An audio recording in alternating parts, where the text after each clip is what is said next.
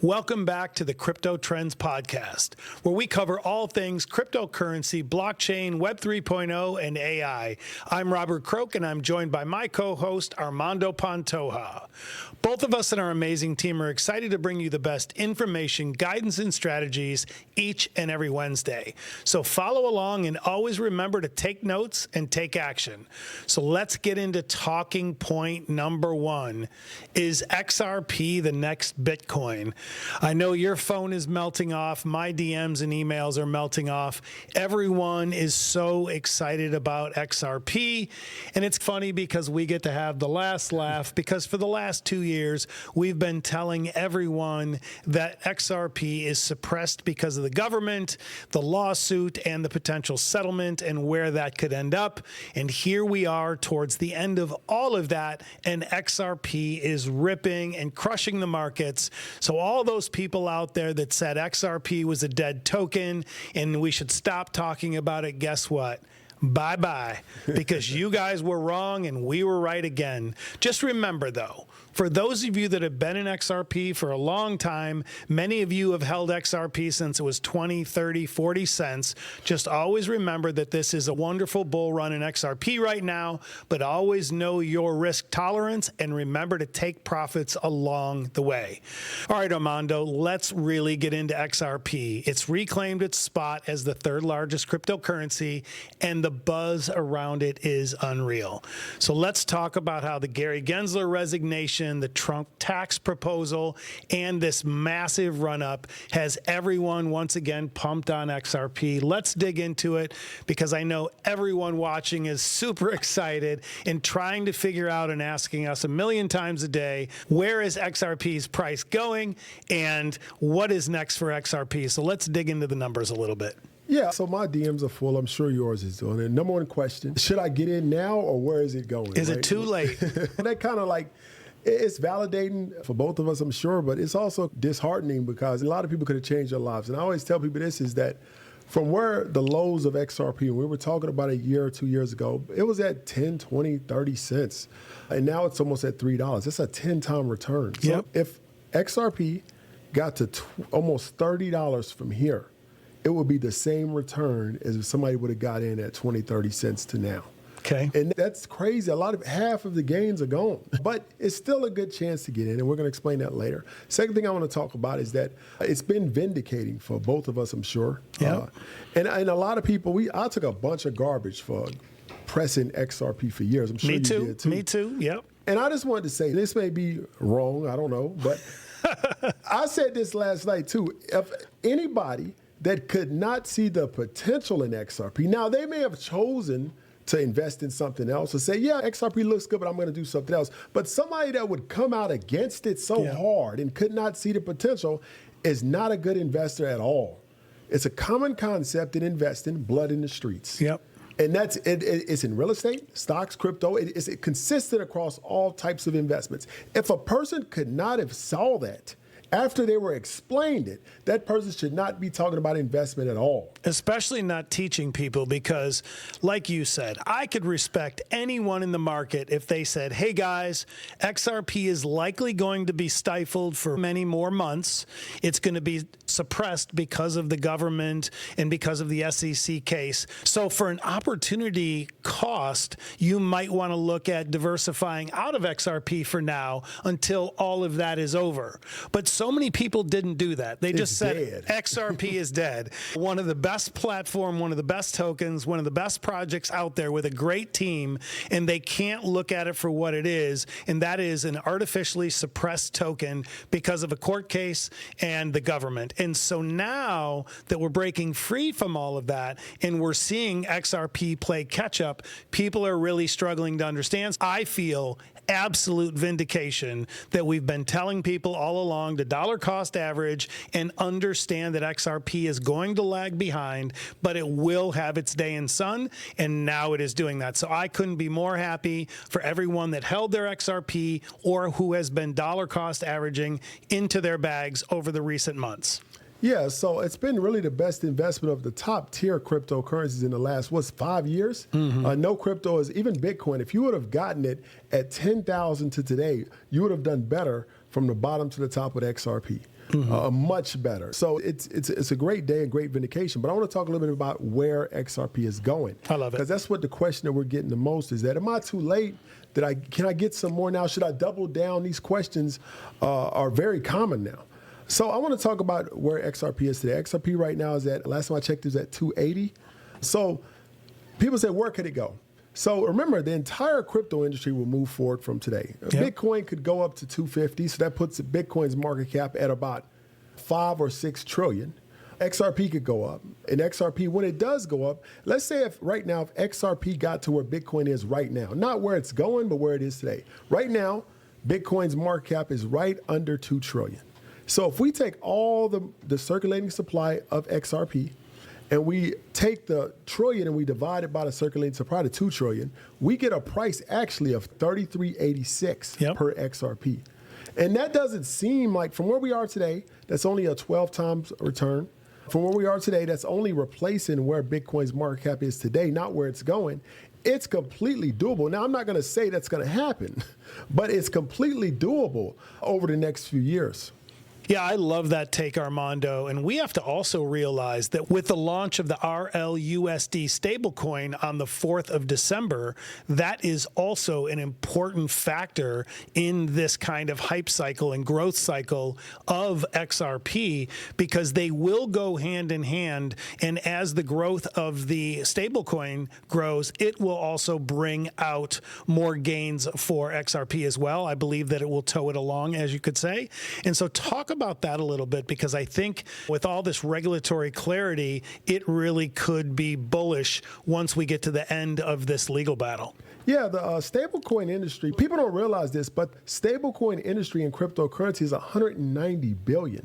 And right now, there's only a few. There's USDT, there's a few others. There's not a lot of players in that market. So this gives Ripple another avenue to affect and impact the cryptocurrency industry, along with XRP. People don't realize this, but this stablecoin, along with regulatory clarity and the new administration, is a crazy recipe for huge growth for both Ripple, the company, which they may IPO next year or the year after. There's rumors of that now, and XRP, the token. Now, this is a huge deal, and I can't wait to see how this all plays out. Yeah, and let's not forget that XRP flipped Solana and Tether in market cap recently, and that also shows investors' confidence in the market and in XRP as well.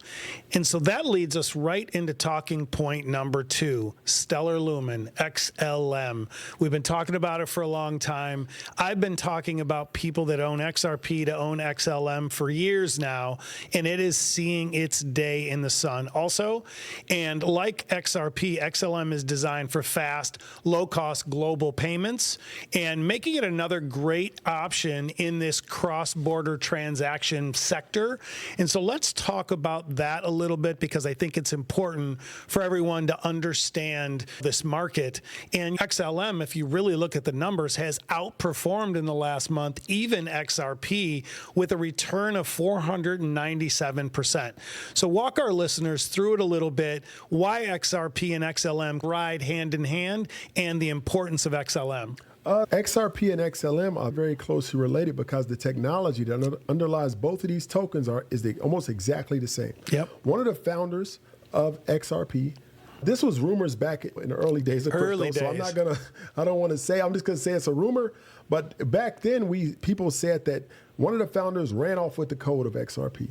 He took that code and he created XLM, and he changed some stuff a little bit. That's what everybody said, but there's no evidence to that. But that's why they share a lot of technology, share a lot of similarities, is because it's almost the same code base. But XRP was built more for the banking system and organizations. The guy that took the code supposedly from XRP and created XLM said, look, I'm going to go a different direction.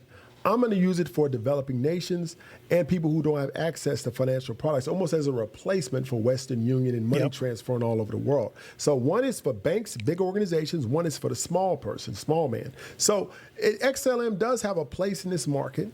And the big thing about it here, Robert, is that a lot of people are going to try to copy the XRP play. Yep. They're going to hear about it from their friends. They're going to hear that their cousin, their uncle, whatever, bought a new car, or maybe he made all this money, and they're going to say, what's the next XRP?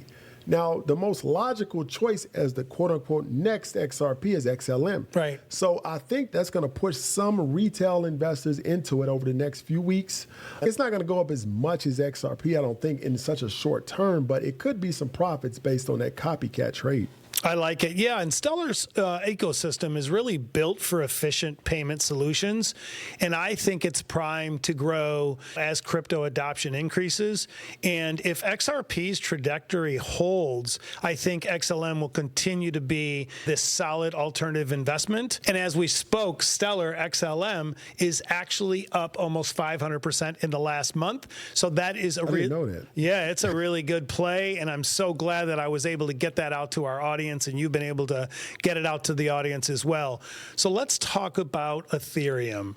Everyone's been asking us, why hasn't Ethereum blown up yet? Why is it a laggard? Why is it delayed behind everything else?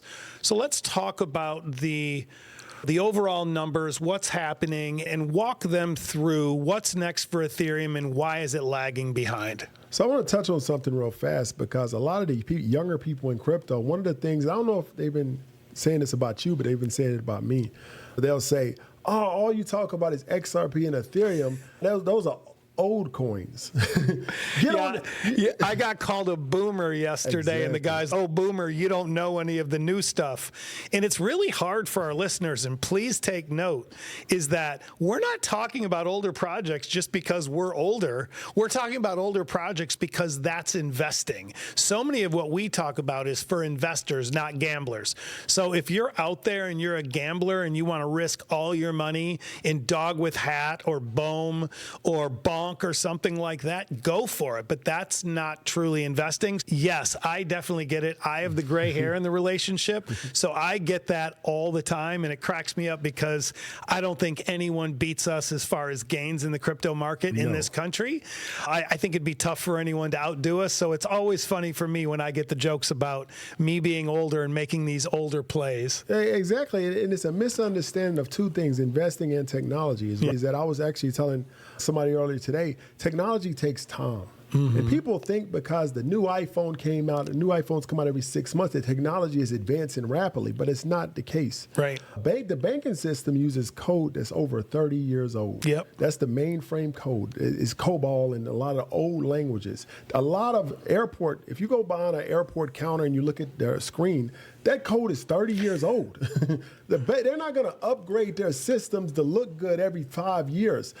The core industries in the world do not update like you update an iPhone. Right. So Ethereum and XRP, and remember, another thing is they're risk averse. Yep. So if they're going to use a coin, they're going to use a coin like XRP that's been out for over 10 years. Ethereum that's been out almost 10 years. They're going to use something that's been tested in the field. They're going to use something that's already been, any kind of security intrusions have already been, exploited. Yep. So the new coins haven't been tested yet. So Correct. They're not going to be able to compete with coins like XRP and Ethereum in replacing the traditional financial system. Right. And that's it's not about what's new, because technology takes time. And in the realm of technology, cryptocurrency, all of it's new. Yep. I know it's been out for 15 years.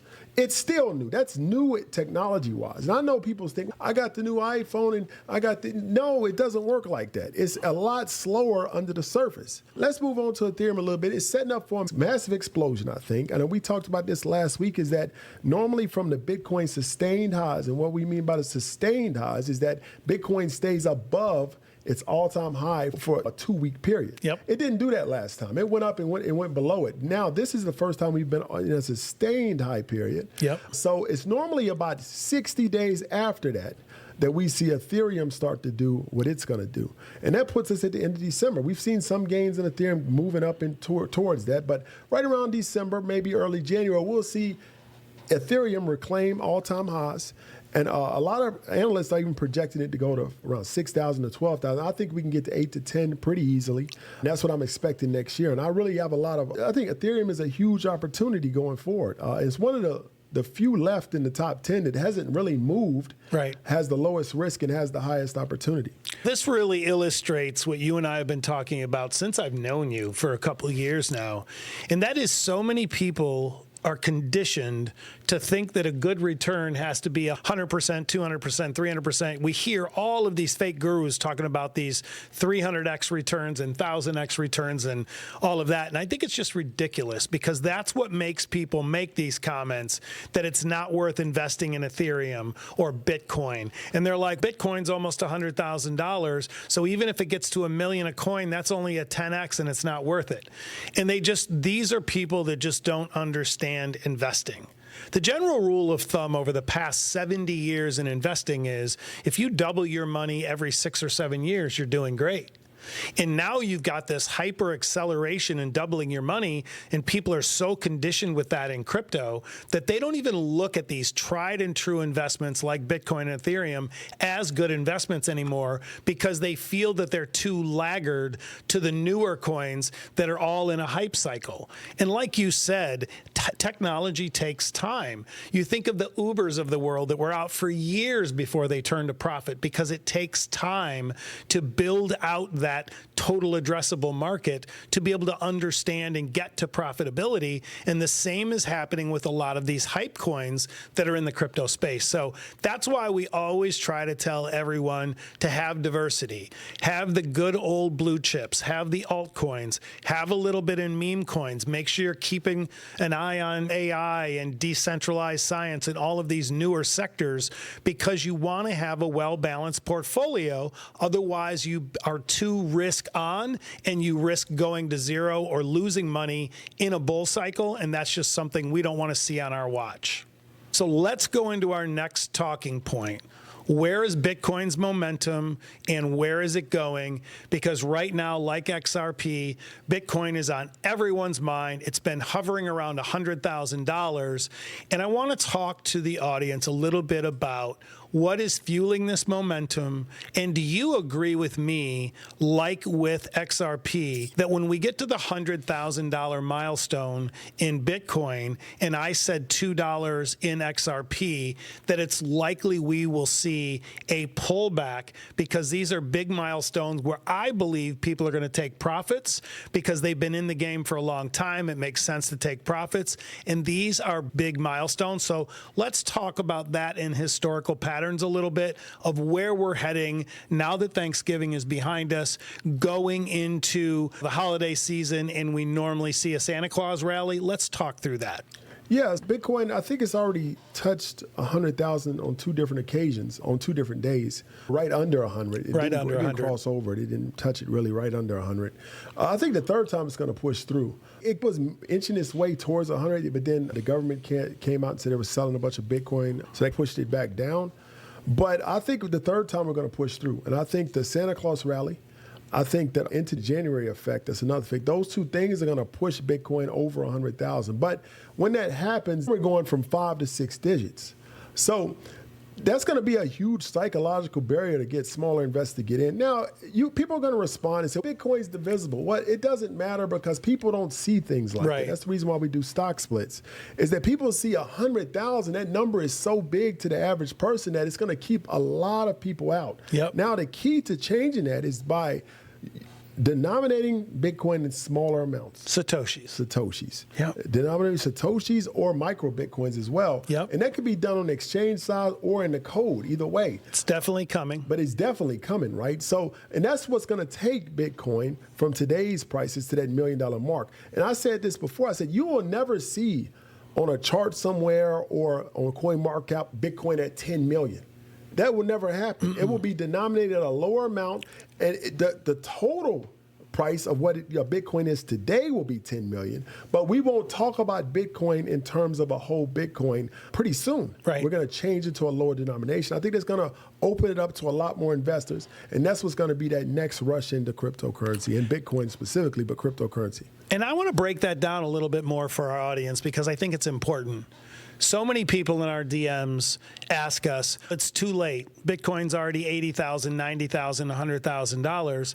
And I don't understand why the disconnect in the information is there still.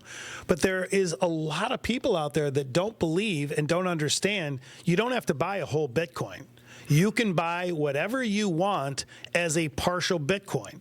So you could buy $10, $100, $1,000, $5,000. You do not have to buy an entire Bitcoin, and you can have fractional ownership in Bitcoin. It's called a Satoshi. So you're buying these fractional shares of a Bitcoin.